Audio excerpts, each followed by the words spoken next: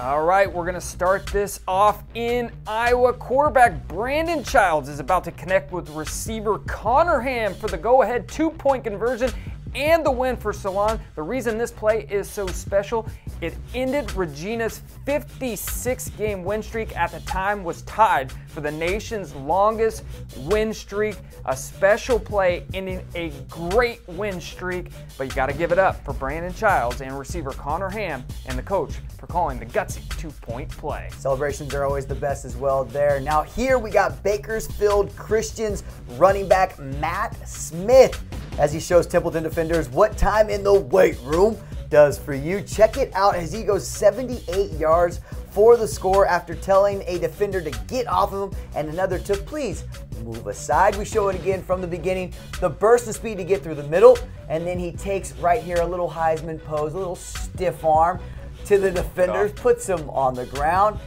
And instead of unleashing the trailer, he just says, you know what, I'm going to use my power to bulldoze my way through the defenders on my way to 6. Matt Smith, Bakersfield Christian.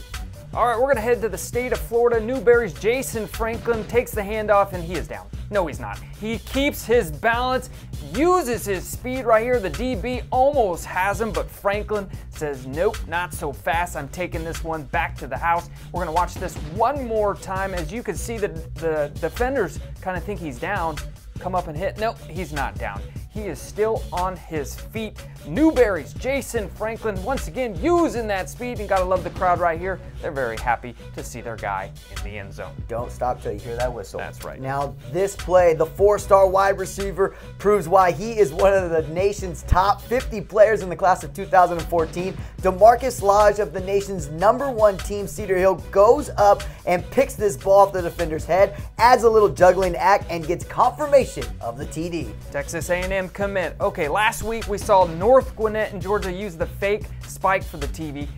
This is the double reverse flea-flicker from John Urzua to Kenneth Hancock, who almost gets into the end zone. Last week we saw Urzua do that fake, put up a tremendous game with so many plays left and right. This week the coach calls another trick play, and again, Chris, the defense not completely fooled. Got to give it up for Urzua making that beautiful pass, and Hancock with a nice catch down to the 2-yard line. Seems like the teams in his area know that they're going to do that kind of stuff. Right. So Morris of Cardinal Mooney in Florida does not need 2 hands to catch the ball and take in for 6. Proof is in the pudding, and the pudding is in this video. Hashtag like it. MP top play.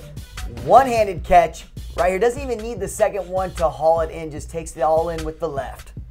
All right, we're going to head now to Oswego High School.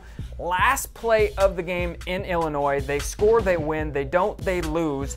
And it all comes down to QB Stephen Frank, who moves around the pocket, finally finds some space, lofts it up to Joe Hennessy, who pulls it in for the score. The Panthers stunned defending state champion Batavia 40-38. Sounds like a tremendous game.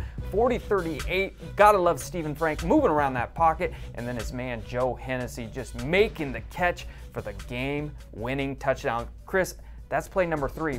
Play number 4. Play number 3 better be good. It is a good one, and it's always a good one when you have a game winner. After allowing the go-ahead touchdown with 27 seconds remaining, the Steers drove the ball 70 yards for the game-winning touchdown to defeat Kerrville Tivy 58-56. The final play came in the form of a 40-yard Hail Mary from Tobin Tannehill to Hunter Hill. Side note to this play, Tobin is the Dolphins starting quarterback Ryan Tannehill's little brother, and Tivy is Johnny Manziel's alma mater, and of course there has to be a little bit of controversy at the end of a game. Some say the ball hit the ground, 32 gets up with it. Did it hit the ground, did it not?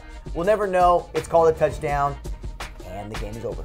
That's right. All right, play number 2, Loyalsock High School, love the name. Kyle Destrous, their quarterback, decides, you know what, I'm going up and over the defender for the score. Call the track coach. This man needs to be doing the hurdles. Maybe he already is, because as you can see in this play right here, look how high he gets. I mean, that defender was going up pretty high to make that tackle. This one deserves running it back a third time so we can see the QB just going over the defender. This is an incredible play, and only play number 2 this week. Number 2, RG3 would be happy with that. This one I call I'll take that. And that's what Webb City wide receiver Kiante Hardin says as he takes the ball from a Rockhurst defender Friday night for the TD.